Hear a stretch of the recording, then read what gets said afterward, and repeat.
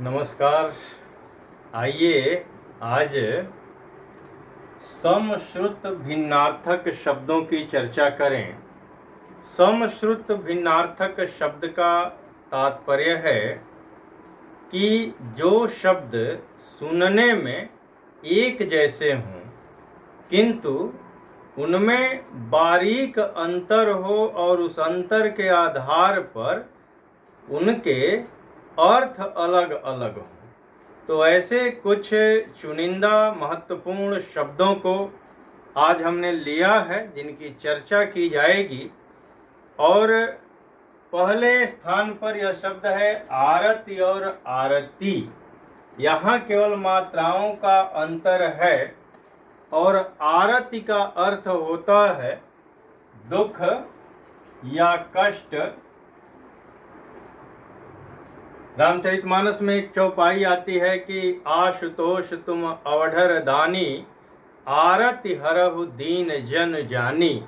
तो आरति का मतलब होता है दुख या कष्ट। और दूसरा शब्द है आरती।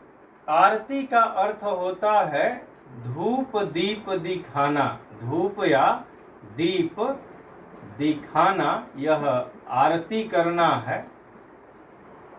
दूसरा जो युग्म हमने लिया है वह है आभरण और आमरण। तो जो आभरण शब्द है, तो आभरण का अर्थ होता है आभूषण।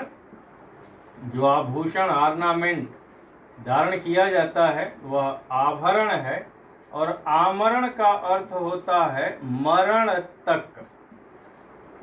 तो यह आभरण और आमरण। और परीक्षाओं में पूछता है कि एक शब्द दे देगा, उसका अर्थ देगा और पूछेगा कि दूसरे का अर्थ निम्न में से क्या होगा। तो आभरण और आमरण। इसके बाद कृति, कृति और कीर्ति, ये तीन शब्द मिलते जुलते हैं। तो पहला शब्द है यह है कृति। और कृति का अर्थ होता है रचना, जैसे कामायनी जयशंकर प्रसाद की कृति। और दूसरा शब्द है कृति। कृति का अर्थ होता है निपुण। और जो तीसरा समश्रुत शब्द है वह है कीर्ति। कीर्ति का मतलब होता है यश। इसके बाद चौथे नंबर पर हमने जिन युग्मों को लिया है, एक है कपिश और एक है कपीश। तो छोटी की मात्रा है कपिश। कपिश का अर्थ होता है मट मैला, मट मैला, गंदला। और कपीश का अर्थ होता है हनुमान या सुग्रीव। तो कपीश हनुमान या सुग्रीव और कपिश का अर्थ मटमैला। फिर एक युग्म है कलि और कली। तो कलि का अर्थ होता है कलयुग।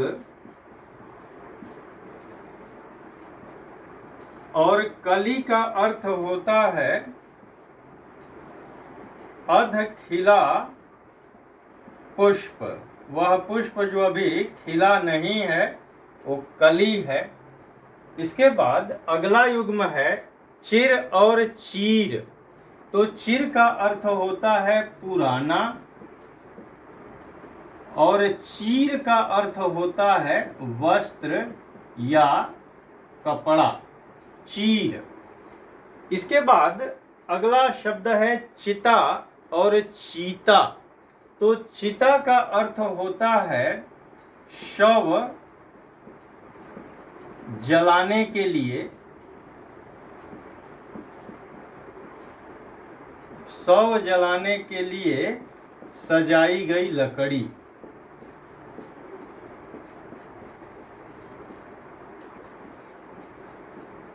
यह चिता है। और चीता एक जंगली जानवर है जो काफी तेज दौड़ता है, वह है चीता। अगला शब्द युग्म है जरठ और जठर। तो जरठ का अर्थ होता है बूढ़ा, जो एकदम से बूढ़ा हो गया हो, जरठ। रावण और जटायु की जब मुलाकात हुई तो रावण सोच रहा है कि मैं नाक की खगपति होई, लेकिन जब करीब आता है जटायु तो देखता है कि देखा जरठ जटायु एहु। तो जरठ का मतलब होता है जो एकदम बूढ़ा है, और जठर का मतलब होता है पेट। पेट की अग्नि को जठर अग्नि कहते हैं, तो जठर माने पेट। इसी तरह से यह 3 शब्द है तरणी और तरुणी। तो तरणी का अर्थ होता है सूर्य। ये तरणी तनुजा तट तमाल तरवर बहु छाए। तो तरणी तनुजा, तरणी की बेटी यानी यमुना।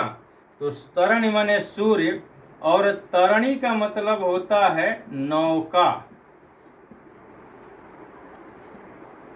और तरुणी का अर्थ होता है युवती। तो ये तीनों शब्द सुनने में एक जैसे हैं, लेकिन अर्थ इनका अलग अलग हो रहा है। अगला युग्म है धरा और धारा। तो धरा का अर्थ होता है धरती, और धारा का अर्थ होता है प्रवाह, नदी की धारा, नदी की प्रवाह। अगला युग्म है नावक और नाविक। तो नावक का अर्थ होता है तीर या बाण,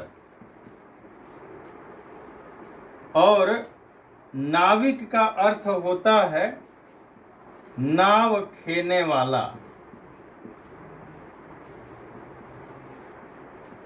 मल्लाह।